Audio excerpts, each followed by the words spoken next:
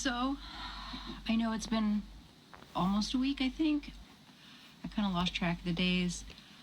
Since Cosmo had to be put down, I got pretty depressed. I really miss him. He was a very good dog, and I had to do a little grieving before I could kind of come back. But I am back. I've brought Albert Camus with me, and because I don't have a fancy, work at home video lair, I'm usually in my bed here, just because it's the easiest place. I have a little thing I can put on the bed and set up the phone. I've got a bunch of, cool candelabra things. My bookshelf is right here, but I know you guys can never see that, so this time I've done the thing that I keep doing when I'm watching videos of people working from home, which is to see what they've been reading or what they want people to think they're reading. I'm reading two of these books right now. The rest I've read while in quarantine, and two of them I haven't read yet. They're all rereads, of course. This is all stuff I've already read, but I'll walk you through these and then we'll get started on the plague. I read this a while ago. I haven't reread it yet. It's called Asleep. It's about the sleepy sickness, which was an pandemic in the U.S. during the Spanish flu that was totally different. It was a kind of, what's it called? Brain infection. But it wasn't the Spanish flu, but it happened during the Spanish flu. It's a really interesting book. I've read this composition of outdoor painting. I've read this 1,000 times. I'll read it 1,000 more times. That's the other one I'm not reading yet now. I read this for my second time, Forensic Analysis of Tattoos and Tattoo Inks. This is by Michelle Miranda. It's really, really good. I read it right when we first went into quarantine. And along with that, I read The Dead Zone, which I will probably read again before we're fucking allowed to go outside.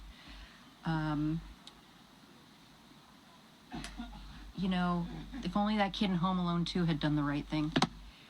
This is just a journal. It's just up there to look nice, but I've been writing in it.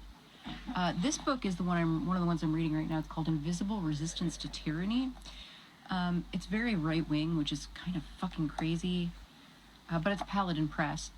But it's pretty good. It's pretty good as far as, finding ways to, mutual aid in communities and how to avoid being caught as a outsider in a system that's hostile.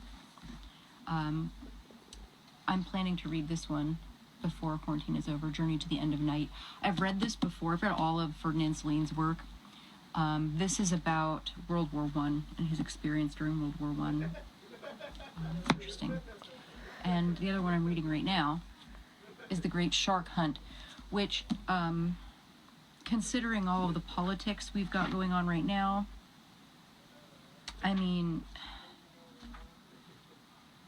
he predicts the fucking future. Every time he wrote, he predicted the fucking future. He knew where we were going. He didn't like the looks of it, and he got out.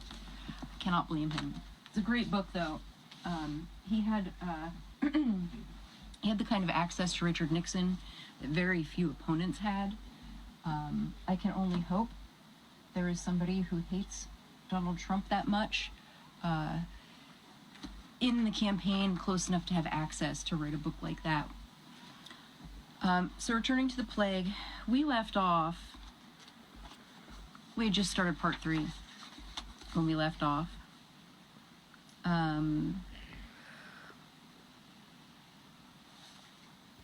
And we were at the point where plague has gone airborne. It's pneumonic, not bubonic plague.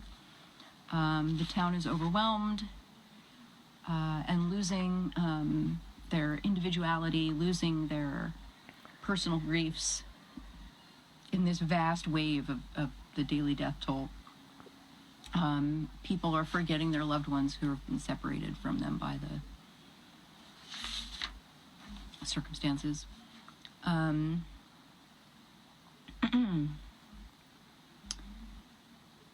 So I'll pick up where I left off, and we'll take it from here. Sorry for the long intro tonight, but I felt like after I've been away for a while, I kind of need to catch back up.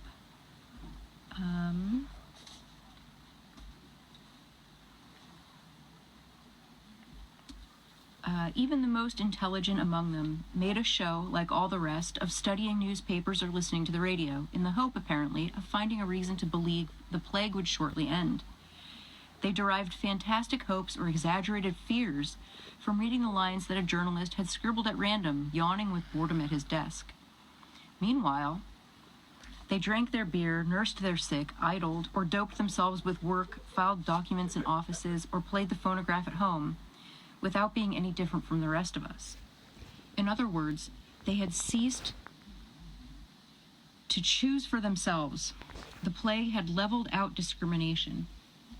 This could be seen from the way nobody troubled about the quality of clothes or food they bought. Everything was taken just as it came. And finally, it is worth noting that those who were parted ceased to enjoy the privilege that had been theirs at the beginning. They had lost the egotism of love and the benefit they derived from it. Now, at least, the position was clear. The calamity was everybody's business. With gunshots at the gates, thuds of rubber stamps marking the rhythm of lives and deaths, files and fires, panics and formalities, all alike were pledged to an ugly but recorded death. And amid noxious fumes and the muted clang of ambulances, all of us are the same sour bread of exile, unconsciously waiting for the same reunion, the same miracle of peace regained. No doubt our love persisted, but in practice it served nothing. It was an inert mass within us, sterile as a crime or a life sentence. It had declined on a patience that led nowhere, a dogged expectation. Viewed from this angle, the attitude of some of our fellow citizens resembled that of the long lines one saw outside the food stores. There was the same resignation, long-suffering, inexhaustible, and without illusions. The only difference was that the mental state of the food seekers would need to be raised to a higher power to make it comparable with the gnawing pain of separation, since this came from a hunger fierce to the point of insatiability. In any case, if the reader wants a correct idea of the mood of these exiles, we must conjure up once more the dreary evenings in the haze of dust and golden light on the treeless streets filled with teeming crowds of men and women. For characteristically, the sound that rose toward the terraces still bathed in the last glow of daylight, the noises of vehicles and motors, the sole voice of the city in ordinary times, had ceased, and was just a rumor of low voices and footfalls, the drumming of innumerable souls, timed to the eerie whistling of the plague in the air above. The sound of a concourse of people marking time, a never-ending, stifling drone that, gradually swelling, filled the town from end to end, and evening after evening gave its truest, mournfulest expression to the blind endurance that had ousted love from our hearts. And we are on to part 4. Part 4. Throughout September and October, the town lay prostrate at the mercy of the plague. There was nothing to do but mark time, and some hundreds of thousands of men and women went on doing this through weeks that seemed interminable. Mist, heat, and rain rang their changes in our streets. From the south came silent coveys of starlings and thrushes, flying very high, but always giving the town a wide berth, as though the strange implement of the plague described by Panelu, the giant flail whirling and shrilling over the housetops, warned the birds away. At the beginning of October, torrents of rain swept the streets clean, and all the time nothing more important befell us than the multitudinous marking of time. It was now that Ryu and his friends came to realize how exhausted they were. Indeed, the workers in the sanitary squads and the doctors had given up trying to even cope with their fatigue. Ryu noticed the change coming over his associates, and himself as well, and it took the form of indifference to everything. Men, who up until now had shown a keen interest in every scrap of news concerning the plague, now didn't even care. Rambert, who had been temporarily put in charge of a quarantine station, his hotel had been taken over for this purpose, could say at any moment the exact number of people under his observation. Every detail of the procedure he had laid down for the prompt evacuation of those who developed symptoms of the disease was firmly fixed in his mind. The same was true of the statistics of the effects of anti-plague inoculations on persons in his quarantine station. But he could not have told you the week's total of plague deaths. He could not even have told you if the figure was rising or falling. And in spite of everything, he had not lost hope of being able to make his getaway from one day to another. As for the rest, working themselves almost to a standstill through the day and far into the night, they never bothered to read a newspaper or listen to the radio. When they were told of an unlooked-for recovery, they made a show of interest, but actually received the news with the solid indifference that we may imagine the fighting man in the Great War to feel, when worn out by the incessant strain and mindful only of the duties daily assigned to him, he has ceased even to hope for the decisive battle or the bugle call of armistice. Though he still worked out methodically the figures relating to the plague, Grand would certainly have been quite unable to say to what they pointed. Unlike Ryu, Rambert, and Tarou, who had great powers of endurance, he had never been in good health. And now, in addition to his duties at the municipal office, he had his night work and his secretarial post under Dr. Ryu. You could see that the strain was telling on him, and if he managed to keep going, it was thanks to 2 or 3 fixed ideas, one of which was that he would take, the moment the plague ended, a complete vacation of a week at least, which he would devote, hats off, to his work in progress. He was also becoming subject to accesses of sentimentality, and at such times would unburden himself to Dr. Ryu about Jean. Where was she now, he wondered? Did her thoughts think of him when she read the papers? It was Grand to whom one day Dr. Ryu caught himself talking, much to his own surprise, about his own wife, and in the most commonplace terms, something he had not yet done to anyone. Doubtful how far he could trust his wife's telegrams, their tone was very reassuring. He had decided to wire the physician at the sanatorium. The reply informed him that her condition had much worsened, but everything was being done to further arrest the course of her disease. He had kept the news to himself so far, and could only put it down to his nervous exhaustion that he passed it on to Grand at all. After talking to the doctor about Jean, Grand had asked him questions about Madame Ryu, and on hearing Ryu's reply said, "You know, it's wonderful the cures for consumption these days."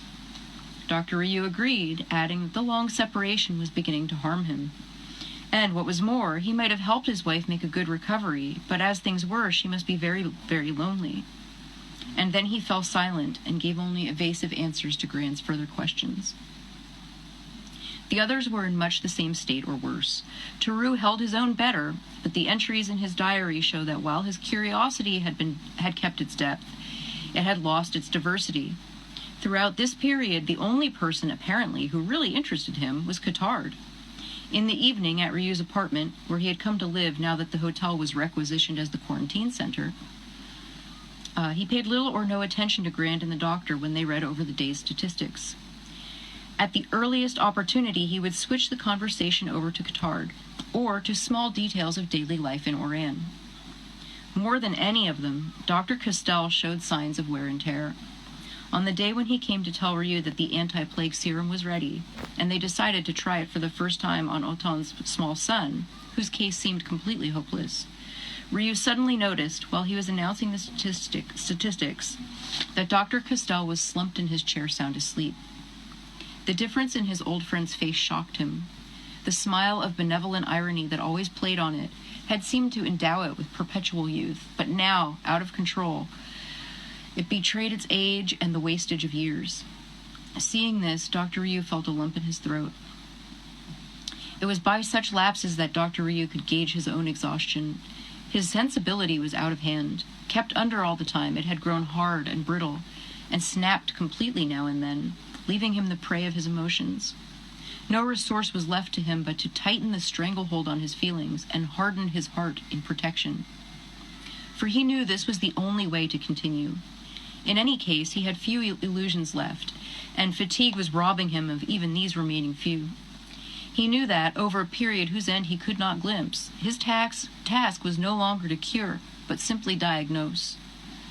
To detect, see, describe, register, and condemn to death, that was his only function now as a doctor.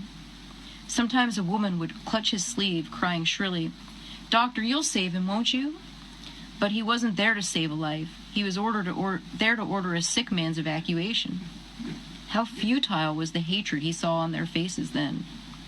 "You have no heart," a woman told him on one occasion. She was wrong. He had one. It had seen him through to his 20-hour day, where he hourly watched men dying who were meant to live. It enabled him to start anew each morning. He had just enough heart for that, as things were now. How could that heart have sufficed to save a life? It wasn't medical aid that he dispensed in those crowded days, only information. Obviously, that could be hardly reckoned a man's job. But when all was said and done, who in the decimated populace had scope for any activity worthy of his manhood? Indeed, for Dr. Ryu, his exhaustion was a blessing in disguise. Had he been less tired, his senses more alert, that all-pervading odor of death might have made him sentimental. But when a man has only 4 hours of sleep, there is no sentimentality. He sees things as they are. That is to say, he sees them in the light of justice, hideous, witless justice. And those others, the men and women under sentence to die, shared this bleak enlightenment. Before the plague, he was welcomed as a savior. He was going to make them safe with pills or an injection. People took him by the arm on his way to the sick room, flattering but dangerous. Now, to the contrary, he came accompanied by soldiers, and they had to hammer on the door with rifle butts before the family would open to him. They would have liked to drag the whole human race with them to the grave. It was quite true that men cannot do without their fellow men, that he was as helpless as these unhappy people, and that he too deserved the same faint thrill of pity that he allowed himself once he had left them. Such, anyhow, were the thoughts that in those endless weeks ran in the doctor's mind, along with the thoughts about his wife and her illness. And such, too, were his friends' thoughts, judging by the look he saw on their faces. But the most dangerous effect of the exhaustion steadily gaining on all engaged in the fight against the epidemic did not consist in their indifference to outside events or the feelings of others, but in the slack and supineness that they allowed to invade their personal lives. They developed a tendency to shirk movements that didn't seem necessary or that called for efforts that were too great to be worthwhile. And so these men broke, more and more often, the rules of hygiene they themselves had instituted, omitted numerous disinfections they should have practiced, and sometimes to visit the homes of people suffering from pneumonic plague without taking any of the steps to safeguard themselves against the infection, because they had been notified at the last moment and could not be bothered with returning to a sanitary station a distance away to have the necessary installations and defenses. Therein lay the real danger, for the energy they devoted to fighting the disease made them all the more liable to it.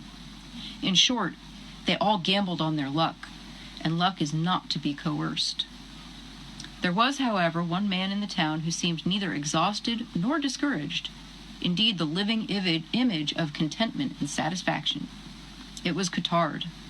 Though maintaining contact with Dr. Ryu and Rambert, he still kept aloof. He deliberately cultivated Tarrou, seeing him as often as Tarrou's leisure permitted. He had two reasons for this. One, that Tarrou knew all about his case, and the other, that he always gave him a cordial welcome and made him feel safe. That was one of the remarkable things about Tarrou. No matter how much work he had put in that day, he was always ready to listen, and agreeable company. When some evenings he seemed completely worn out, the next day would bring him a new lease of energy. "Tarrou's a fellow one can talk to," Cottard said, "because he's really human. He always understands." This may explain why the entries in Tarrou's diary of this period tend to converge on Cottard. It is obvious that Tarrou was attempting to give a full-length picture of this man, and noticed his reactions and reflections, whether as conveyed to him by Cottard or interpreted by himself. Under the heading, Cottard and his relation to the plague, we find a series of notes covering several pages, and in the narrator's opinion, these are worth summarizing here. One of the entries gives Tarrou's general impression of Cottard at this time. "He is blossoming. exploding and expanding in geniality and good humor. For Cottard was anything but upset by the turn events were taking. Sometimes he voiced his true feelings. Getting worse every day, isn't it? Well, anyhow, everyone's in the same boat. Obviously, Theroux says, he's in the same peril of death as the rest of us. But that's just the point. He's in it with people. And I'm pretty sure he doesn't seriously think he runs any personal risk. He has the idea in his head, apparently, and it might not be so far-fetched, that a man suffering from a dangerous ailment or a grave anxiety is allergic to all other ailments and anxieties.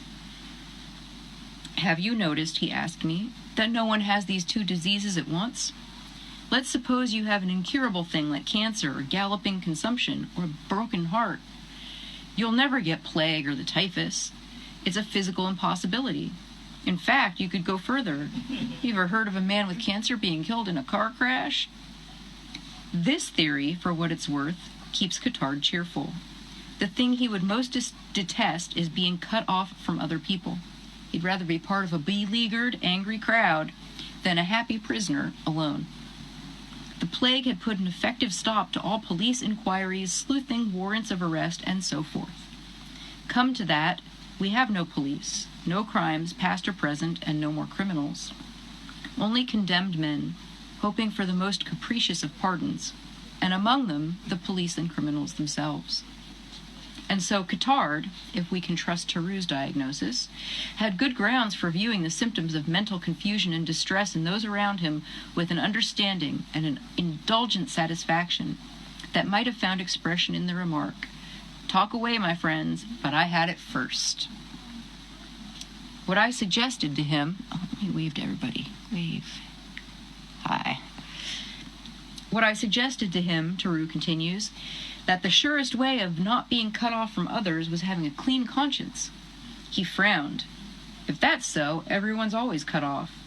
And a minute later he said, "Whatever you say, Theroux, but I'll tell you, the one way of making people hang together is to give them a spell of the plague. You've only got to look around you." Of course, I see the point, and I understand how congenial our present mode of life must be to him. How could he fail to recognize at every turn reactions that were his own, the efforts everyone makes to keep on the right side of other people, being obliging, helping someone who's lost his way, and the ill humor and anger shown at other times, the way people flock to luxury restaurants which occasionally open, their pleasure at being there and their reluctance to leave to the point of aggression and violence, crowds lining up for minor sundries, flooding boisterously into the squares and avenues, fighting with each other, arguing with the prefect, shrinking from contact, but notwithstanding the craving for human warmth, urging people to one another, body to body, sex to sex. Cottard had been through all this, obviously. We may rule out women, however, in his case, with that mug of his. And I should say that when tempted to visit a brothel, he refrains. It might give him a bad name, he says, and be held up against him one day. In short, the epidemic has done him proud. For a lonely man who hated loneliness, it has made him an accomplice. Accomplice is the word for what he was. And doesn't he relish his complicity? He's happily at one with all around him. Superstitions, groundless panics, the susceptibilities of people whose nerves are on the last stretch, with the fixed idea of talking the least possible about plague, but talking about it nonetheless all the time. With their abject terror at the slightest headache, now that they know headache is a symptom of the pneumonic form of the disease. And lastly, with their frayed, irritable sensibility that takes offense at trifling oversights and brings tears to their eyes over the loss of a button. Theroux often went out with Cottard in the evening and describes how they would plunge together into the crowds filling the streets at nightfall, mingling in the black and white, here and there lit by the fitful gleam of a street lamp, and how they would let themselves be swept along towards resorts of pleasure whose companionable warmth seemed a safeguard from the plague's cold breath.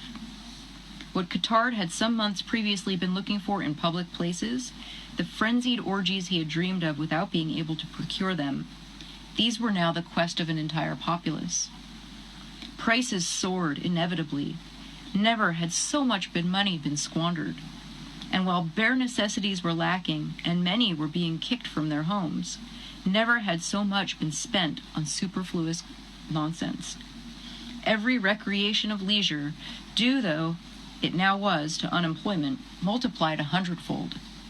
Sometimes Tarrou and Cottard would follow for some minutes one of the amorous couples who in the past would have tried to hide themselves, but now, pressed closely together, paraded the streets in a trance-like self-absorption like great lovers, oblivious of the people around them.